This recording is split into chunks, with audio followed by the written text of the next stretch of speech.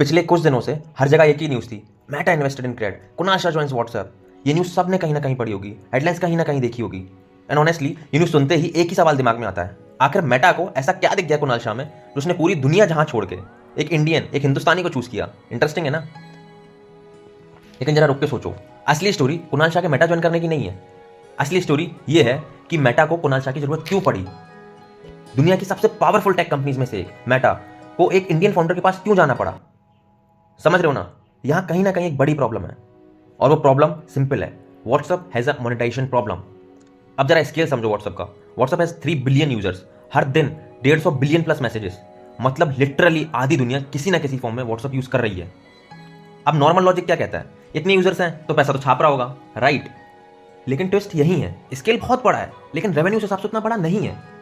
और यही चीज मेटा को सालों से परेशान कर रही है। अब आप सोच रहे होंगे इतनी बड़ी कंपनी है, पैसा कमा ही लेगी। लेकिन बात इतनी सिंपल नहीं है। देखो, हम सब व्हाट्सएप को किस लिए यूज करते हैं? क्योंकि वो फ्री है, एड्स नहीं आती, कोई सब्सक्रिप्शन नहीं है, एक्सपीरियंस सिंपल है। अब समझो प्रॉब्लम, अगर एड्स लगा देंगे तो यूजर्स इरिटेट हो जाएंगे, सब्सक्रिप्शन लगा देंगे तो लोग ऑल्टरनेटिव ढूंढना शुरू कर देंगे। एंड पेमेंट्स वहां पे फोन पे और गूगल पे ऑलरेडी बहुत आगे निकल चुके हैं। मतलब व्हाट्सएप के पास यूजर्स हैं, एंगेजमेंट है, ट्रस्ट भी है, बस एक चीज मिसिंग है, स्केलेबल मोनेटाइजेशन मॉडल। और शायद इसीलिए कुणाल शाह इंटरेस्टिंग बन जाते हैं। देखो, कुणाल शाह सिर्फ एक क्रेड के फाउंडर नहीं है, उन्होंने सालों तक एक ही चीज को स्टडी किया है, लोग पैसे के साथ बिहेव कैसे करते हैं। Payments, credit, rewards, financial behaviour तो हो सकता है, मेटा को कोडिंग की प्रॉब्लम सॉल्व नहीं करनी, मेटा को ह्यूमन बिहेवियर समझना है। और उस गेम में कुणाल शाह काफी इंटरेस्टिंग प्लेयर है। लेकिन यहां एक और चीज समझना बहुत इंपॉर्टेंट है, ये डील मेटा के लिए कोई लाइफ और डेथ मूवमेंट नहीं है, ये एक एक्सपेरिमेंट है। और बड़ी कंपनीज एक्सपेरिमेंट करती रहती है। अगर काम कर गया तो व्हाट्सएप को एक नया ग्रोथ इंजन मिल सकता है, और अगर नहीं चला तो ऑनेस्टली मेटा के साइज के हिसाब से शायद कुछ खास फर्क पड़ेगा भी नहीं उसको।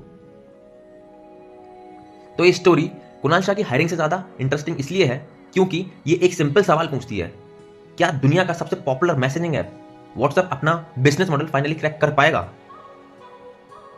और अगर कोई ये पजल सॉल्व कर गया तो उसका इंपैक्ट सिर्फ मेटा तक सीमित नहीं रहेगा, क्योंकि कभी कभी एक कंपनी का बिजनेस मॉडल पूरे इंटरनेट के रूल्स बदल देता है। रिमेंबर, हेडलाइंस सब देखते हैं लेकिन अपॉर्चुनिटीज उन लोगों को देखती है जो हेडलाइंस के पीछे की स्टोरी समझते हैं। See you in the next decode. Thanks for watching.